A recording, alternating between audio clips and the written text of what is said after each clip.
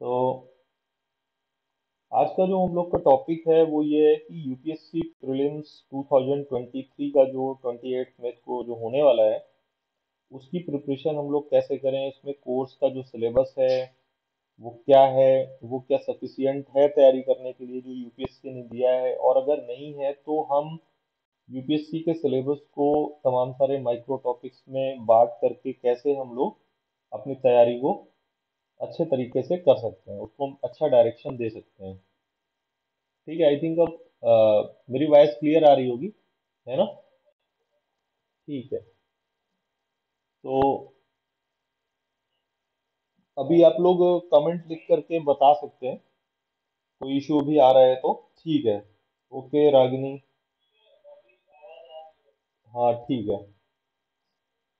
तो यस, अभी जो भी लोग जुड़े हुए हैं बाकी लोग को अब दोबारा से लिंक भेज दीजिए कि जो आवाज का जो इशू था वो सॉल्व हो गया। ठीक है, ताकि वो लोग ज्वाइन कर लें। हाँ। तो जो यूपीएससी का जो सिलेबस है उसको सबसे पहले हमें देखना होगा कि यूपीएससी ने सिलेबस जो दिया हुआ है, पहली बात तो वो सिलेबस बहुत अच्छे से एक्सप्लेन नहीं है ना, जस्ट कुछ चीजें लिख दी गई हैं ऐसा लग रहा है। जैसे आप जो सिलेबस दिया हुआ है यूपीएससी ने जो अपने ऑफिशियल नोटिफिकेशन में जो दिया है वो कुछ इस तरीके से है कि कुछ अंतर्राष्ट्रीय और राष्ट्रीय महत्व की सामयिक घटनाएं, भारत का इतिहास, भारतीय राष्ट्रीय आंदोलन, भारत और विश्व का भूगोल, है ना, भारतीय राज्यतंत्र जो इंडियन पॉलिटिकल सिस्टम है, जो पॉलिटी है, और फिर इकोनॉमी का जो सिलेबस है वो भी ऐसे ही बहुत ही ऐसा लग रहा है कि जैसे it is not well defined, not well explained. आर्थिक और सामाजिक विकास में सतत विकास, गरीबी, समावेशन, ऐसा लग रहा है कि जैसे कुछ लिखा तो गया है लेकिन बहुत क्लियरली नहीं लिखा हुआ है, राइट? वैसे ही पर्यावरण, पारिस्थितिकी, जैव विविधता, जलवायु परिवर्तन, सामान्य विज्ञान, और सामान्य विज्ञान तो आती भी नहीं है।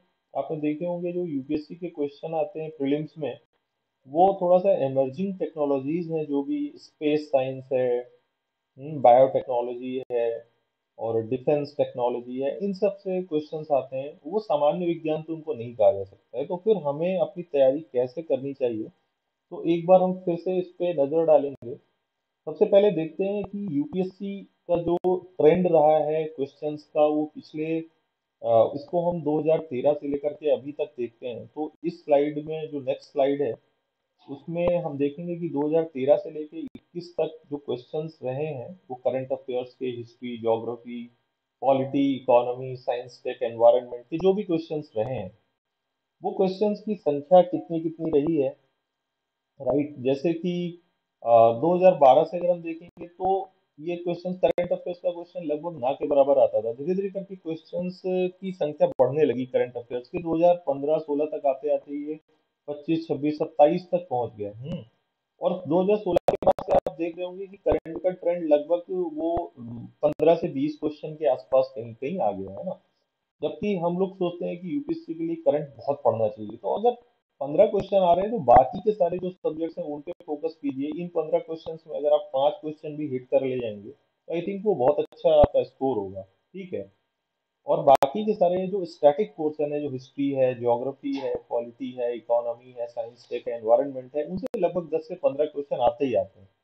तो हमें करंट के साथ साथ ये जो स्टैटिक पोर्शन है इस पे बहुत ज्यादा फोकस करना होगा। ठीक है।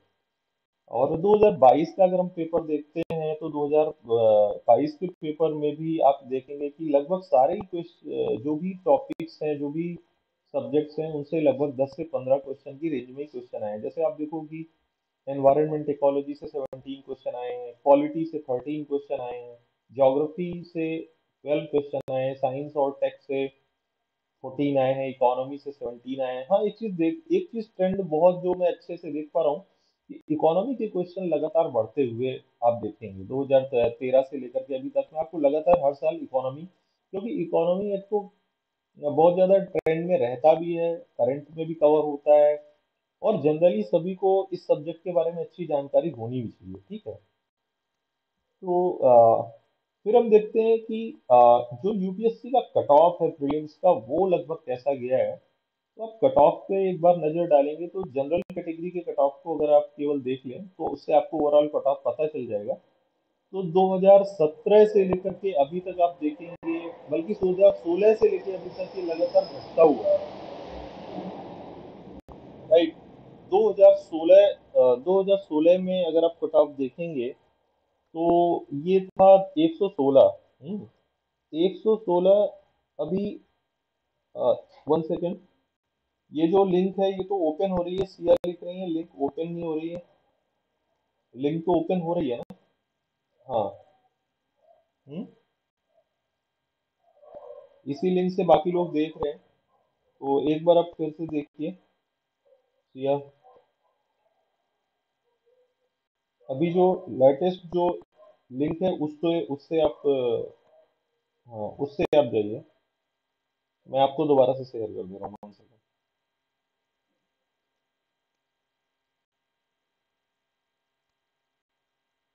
हम्म तो जो प्रीलिम्स का कट ऑफ है, आपको मैंने पर्सनली शेयर कर दिया चाहिए, आप उससे ओपन कर लीजिए। 2016 से लेके अभी तक, 2016, 17, 18, 19, 20 और 21 से, अब 21 तक, अभी 22 का कट ऑफ यूपीएससी ने अपनी तरफ से जारी नहीं किया है। तो ये वो कट ऑफ है जो यूपीएससी अपना पूरा एग्जाम का जो साइकिल है खत्म होने के बाद जो यूपीएससी जारी करती है, राइट। तो ये जो कट ऑफ है उसमें आप देखेंगे कि 2021 का कट ऑफ मात्र 87.5 रहा है, यानी कि 88 क्वेश्चंस, मतलब कि अगर किसी ने 45, सॉरी 44 क्वेश्चन भी सही कर लिए होंगे, तो वो इन था।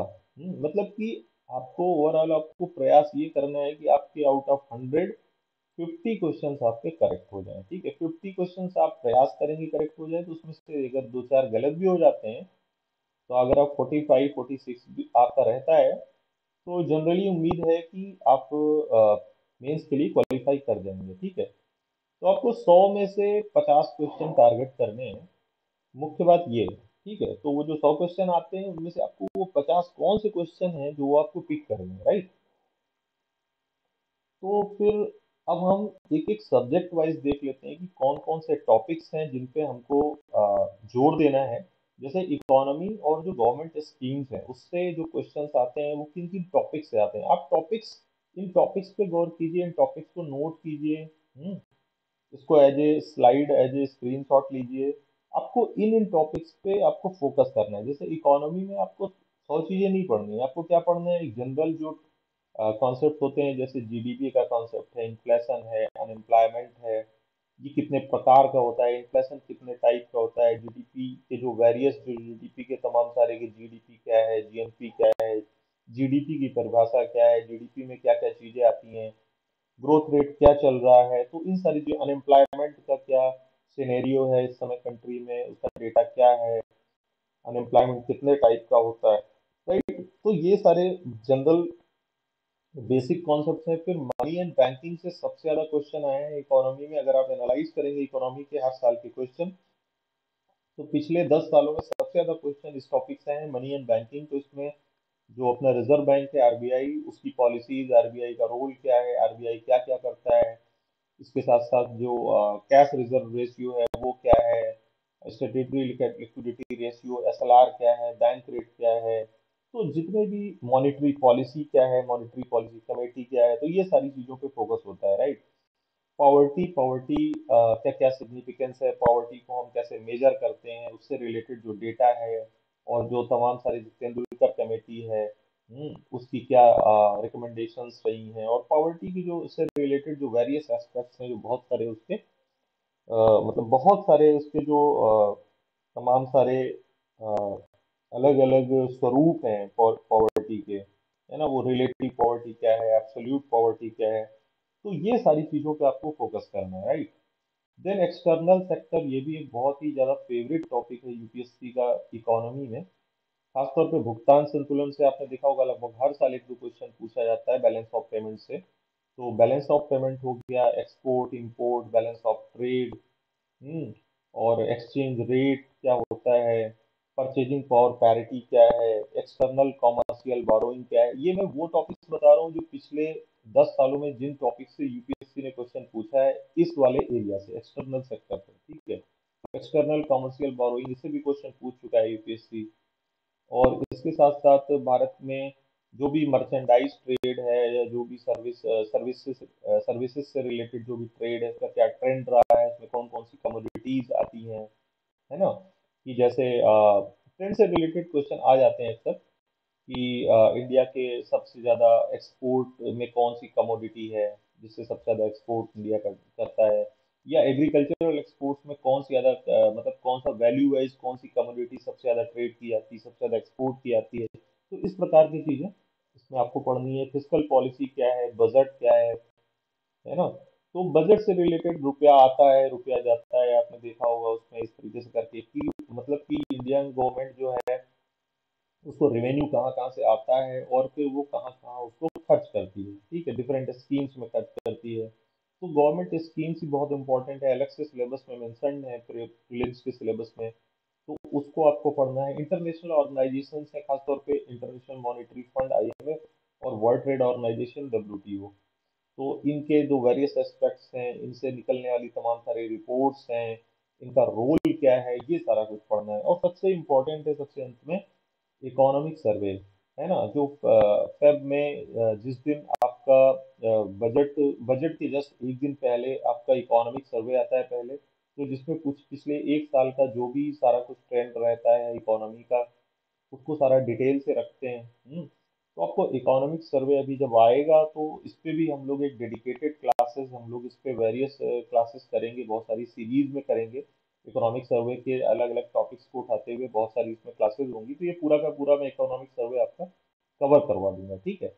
और गवर्नमेंट स्कीम से रिलेटेड भी मैं कुछ क्लासेस जरूर लूंगा, जिसमें कि आपकी जितनी भी इंपॉर्टेंट गवर्नमेंट स्कीम्स हैं वो सारी की सारी कवर हो जाएंगी। तो बजट, इकोनॉमिक सर्वे और गवर्नमेंट स्कीम्स, इन तीन चीजों की जिम्मेदारी मैं लेता हूँ। बाकी आप लोग इन इन टॉपिक्स पे फोकस करते हुए अपना पढ़ते रहिए, और टाइम टाइम पे जो मुझे लगेगा कि जिन जिन टॉपिक्स पे इंपॉर्टेंट क्लासेस हो सकती है उनको मैं अलग से उनको शेड्यूल कर लूंगा, राइट।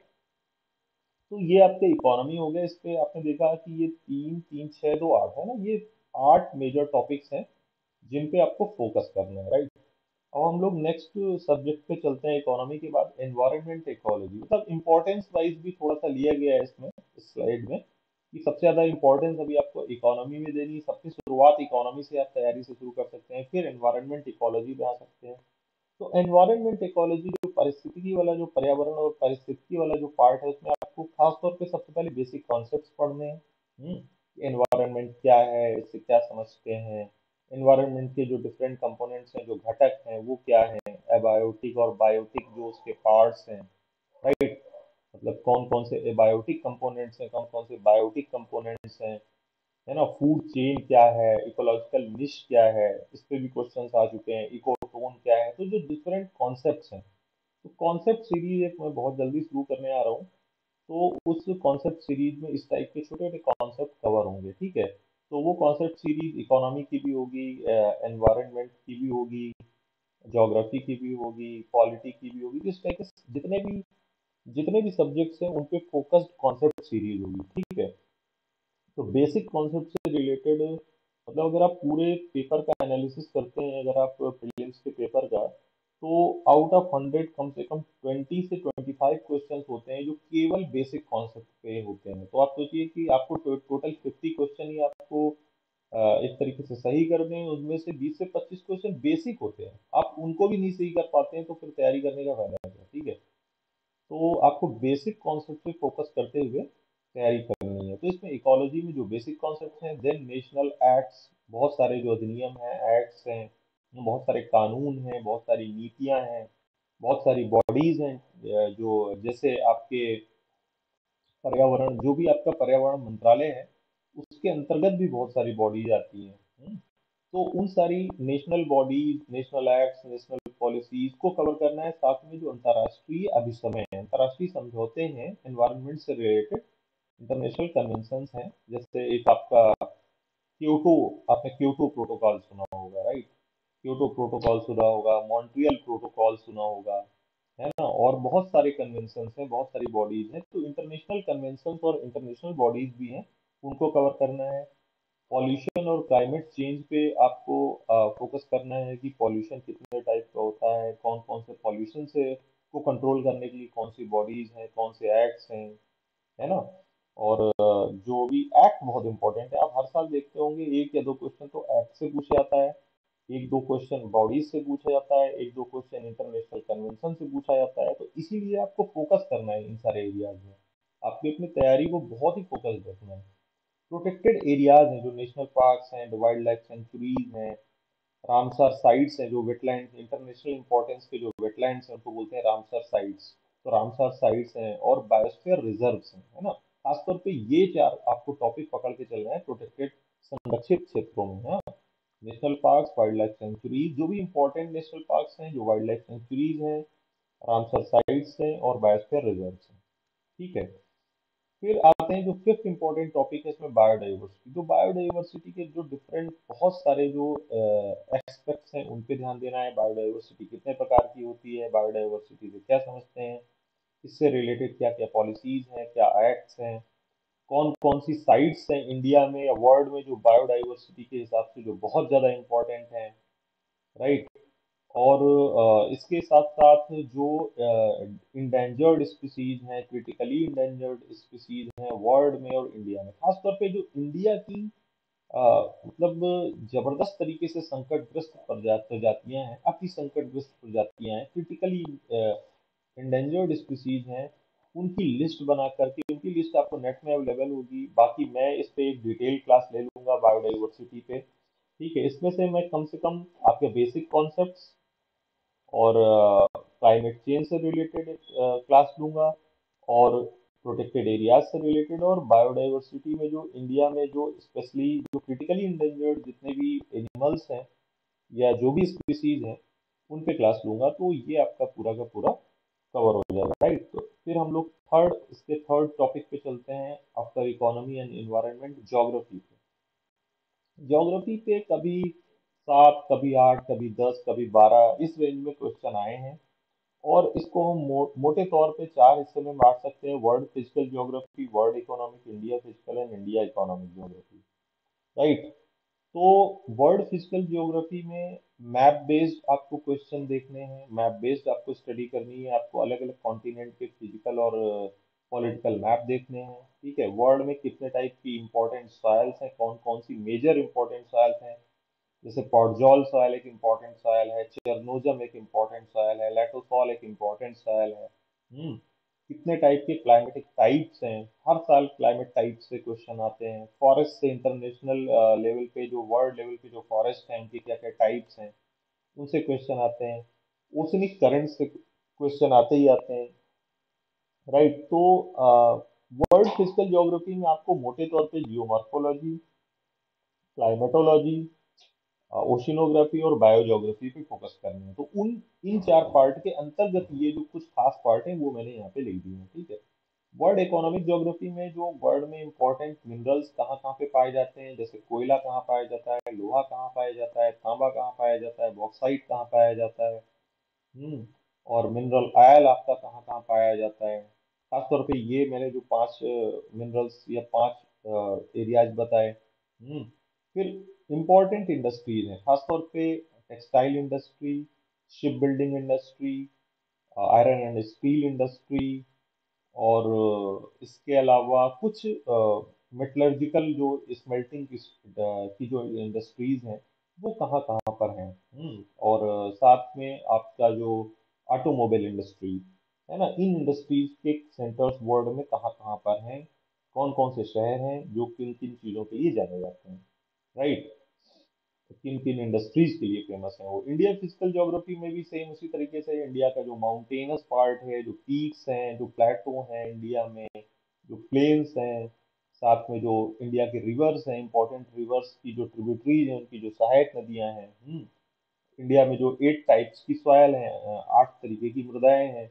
और भारत में जो वेजिटेशन है अलग अलग हिस्से में कौन कौन सी वेजिटेशन पाई जाती है, इससे इस पे बेस्ड क्वेश्चन आते हैं इसमें इंडिया फिजिकल में, राइट।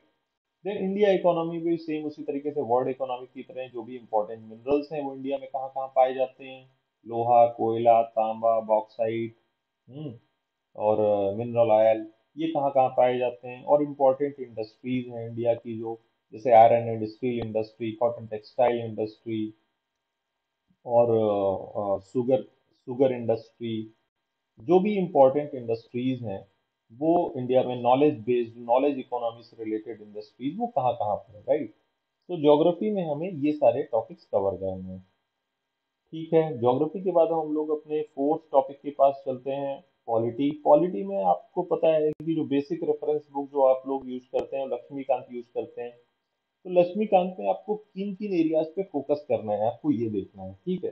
तो अगर आप ये, मैंने ये 7 एरियाज लिखे हैं, अगर इन 7 एरियाज पे आप फोकस कर लेंगे तो आप पॉलिटी के जो भी 12-15 क्वेश्चन आते हैं उनमें से आप आराम से 8-10 क्वेश्चन आप अटेम्प्ट कर सकते हैं, ठीक है, सही कर सकते हैं आप प्रियम्बल पढ़ डालिए, बहुत अच्छे से रट डालिए, आप फंडामेंटल राइट्स अच्छे से रट डालिए, फंडामेंटल ड्यूटी रट डालिए, और DPSP, directive principles of state policy.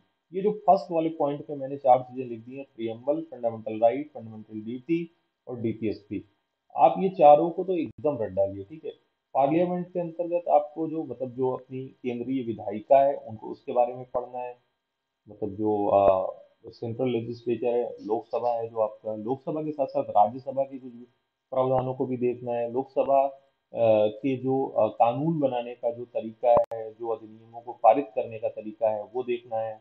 इस तरह से स्टेट लेजिस्लेचर के बारे में देखना है आपको, राज्य विधानसभा के बारे में, प्रेसिडेंट और गवर्नर की क्या शक्तियां हैं, वो क्या क्या कर सकते हैं, आपको ये देखना है। जुडिशियरी के जो डिफरेंट जो पहलू हैं, है ना, हाई कोर्ट और सुप्रीम कोर्ट के बारे में आपको पढ़ना है, ठीक है। फिफ्थ इंपॉर्टेंट टॉपिक है आपको, भारत का पंचायती राज व्यवस्था कैसी है, उसकी क्या हिस्ट्री रही है, बलवंत राय मेहता कमेटी क्या है, अशोक मेहता कमेटी क्या है। आपको ये सारा कुछ देखना है। और इसमें अभी जो रिसेंटली जो भी अमेंडमेंट्स हुए हैं वो पंचायती राज से रिलेटेड, जैसे आपका एक पेशा अधिनियम है, पंचायत एक्सटेंशन वाला जो नियम है, उसमें क्या क्या प्रावधान, क्या क्या चीजें जोड़ी गई हैं, राइट। और जो भी इम्पोर्टेंट अमेंडमेंट्स जितने भी, मतलब संविधान बनने के बाद से लेकर के अभी तक में जो भी इम्पोर्टेंट संशोधन हुए हैं, संविधान संशोधन अधिनियम जितने भी आए हैं अभी तक के, उन सारे मुश्किल से 25, 30 या 40 इम्पोर्टेंट अमेंडमेंट्स होंगे।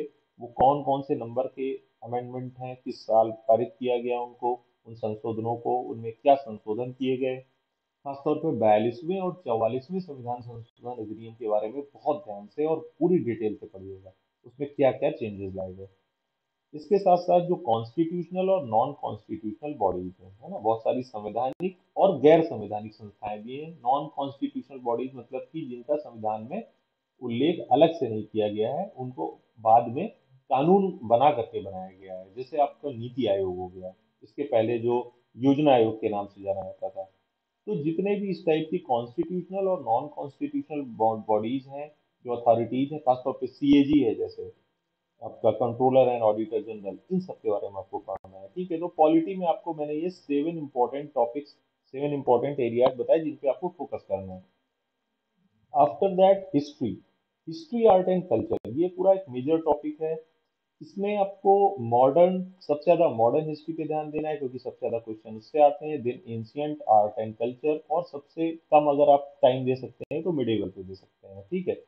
सबसे पहले हिस्ट्री में आपको क्या क्लियर होना चाहिए, क्रोनोलॉजी, कि पहले क्या हुआ उसके बाद क्या हुआ, वो चाहे मॉडर्न हो, एंशियंट हो, मेडिवल हो, किसी भी टाइप की हिस्ट्री में आपको chronology is the most important. सबसे पहले आपको कालानुक्रम पता होना चाहिए कि पहले क्या हुआ, फिर क्या हुआ, फिर क्या हुआ। तो आप हिस्ट्री को एक कालानुक्रम के रूप में याद कीजिए कि सबसे पहले क्या हुआ, उसके बाद क्या हुआ। फिर अगर हम मॉडर्न हिस्ट्री से शुरू करते हैं तो सबसे पहले मॉडर्न हिस्ट्री में आप प्री गांधीयन और पोस्ट गांधीयन एरा के बारे में पढ़ेंगे, मतलब गांधी जी जब भारत में वापस लौट करके आए साउथ अफ्रीका से, उसके पहले मॉडर्न हिस्ट्री में क्या हुआ, और फिर गांधी जी के आने के बाद कौन कौन से आंदोलन हुए, क्या क्या चेंजेस हुए, आपको उनको देखना है, ठीक है।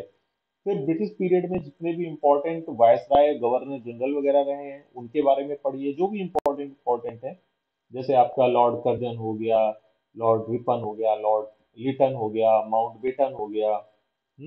जो भी इंपॉर्टेंट गवर्नर जनरल और वायस राय हों, ये मुश्किल से 10 से 12 होंगे, आप उनकी लिस्ट बना लीजिए कि जो आपको पिछले साल के क्वेश्चंस को एनालाइज करके देखिए कि कौन कौन से इंपॉर्टेंट वायस राय और गवर्नर जनरल के क्वेश्चन आए हैं।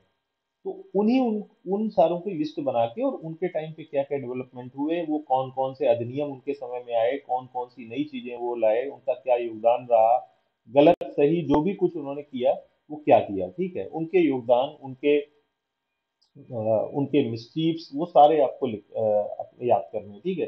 फिर इंडियन पर्सनालिटी, जो भी मॉडर्न इंडिया में, आधुनिक भारत में जो भी भारत के जो भी इम्पोर्टेंट पर्सनालिटीज हैं, वो आपके चाहे तेज बहादुर सप्रू हों, या लाला लाजपत राय हों, या बाल गंगाधर तिलक हैं, तो जितने भी इम्पोर्टेंट पर्सनालिटीज है, स्टार्टिंग फ्रॉम गांधी जी से शुरू करके, और जितने भी इम्पोर्टेंट पर्सनालिटीज हैं, है ना, वो क्रांतिकारी हों या पैसिफिस्ट हों, है ना, वो नरमपंथी हो गरमपंथी हो, सारे ही इम्पोर्टेंट पर्सनालिटीज को आपको याद करना है। जो इम्पोर्टेंट मूवमेंट्स हुए हैं, जितने भी आंदोलन हुए हैं, सारे के सारे आंदोलन, आधुनिक भारत की बात हो रही है ना।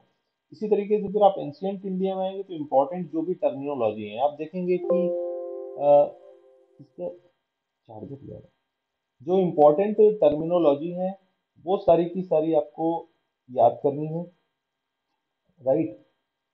इम्पोर्टेंट टर्मिनोलॉजी से मतलब है कि जितने भी आप देखते होंगे कि पिछले सालों में जो सबसे ज्यादा आता होगा, वो आता है कि आपसे पूछा जाता है कि कौन कौन से इसमें कोई पर्टिकुलर कोई एक शब्द दे दिया जाता है।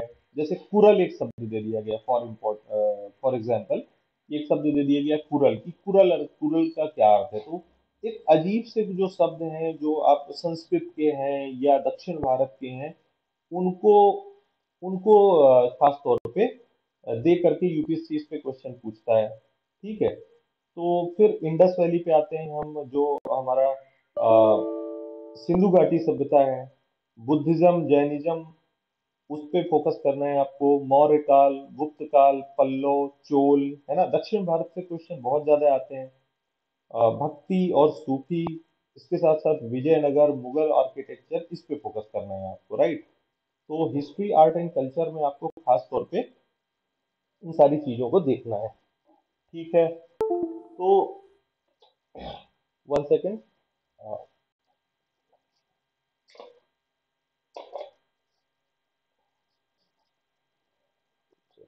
हम्म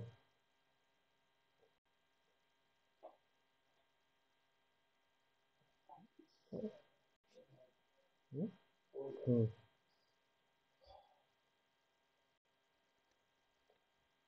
हाँ, यस। तो हम्म,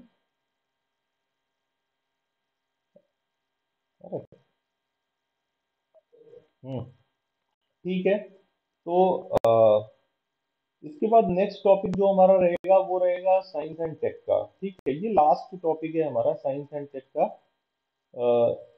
लास्ट तो नहीं है, इसके बाद कुछ करंट अफेयर्स के भी टॉपिक्स हमें देखने होंगे।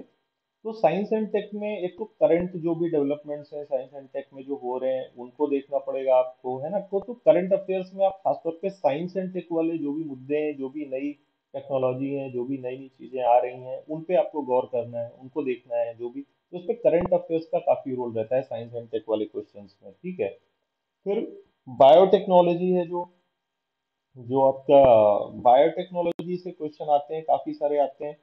हम्म और इसके साथ साथ आपका आता है डिफेंस टेक्नोलॉजी। डिफेंस में डिफरेंट टाइप की जो मिसाइल्स की टेक्नोलॉजी है, बैलिस्टिक मिसाइल क्या है ना, और डिफरेंट टाइप के जो सैटेलाइट्स जो भेजे जाते हैं, तो पोलर सैटेलाइट लॉन्च व्हीकल क्या है, पीएसएलवी क्या है, जीएसएलवी क्या है ना, जियो स्टेशनरी ऑर्बिट कौन सी होती है, सन सिंक्रोनस ऑर्बिट कौन सी होती है। तो ये सारी चीजें जो है इसमें आती हैं स्पेस टेक्नोलॉजी या स्पेस साइंस में, ठीक है।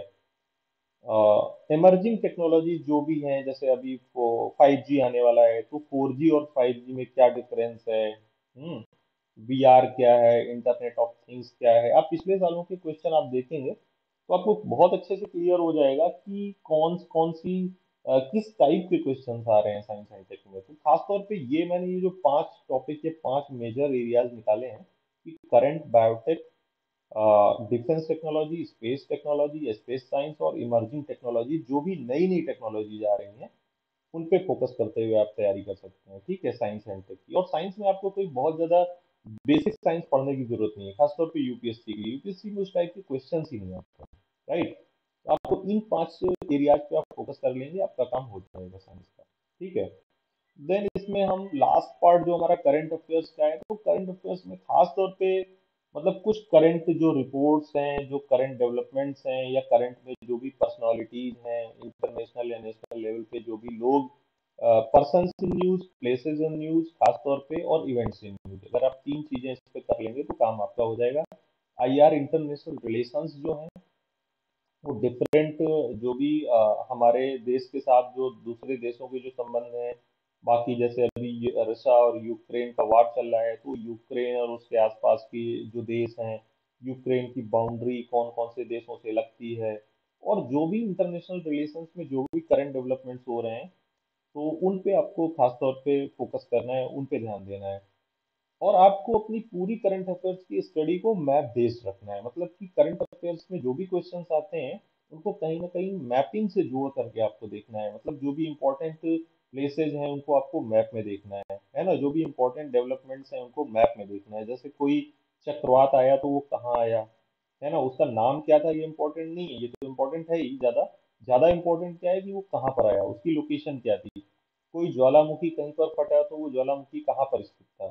कोई नया द्वीप बना तो वो नया द्वीप कहाँ बना, ठीक है। तो इस टाइप की चीजें। तो मैंने एक सीरीज स्टार्ट की है ज्योग्राफी न्यूज, और इसी तरीके से अभी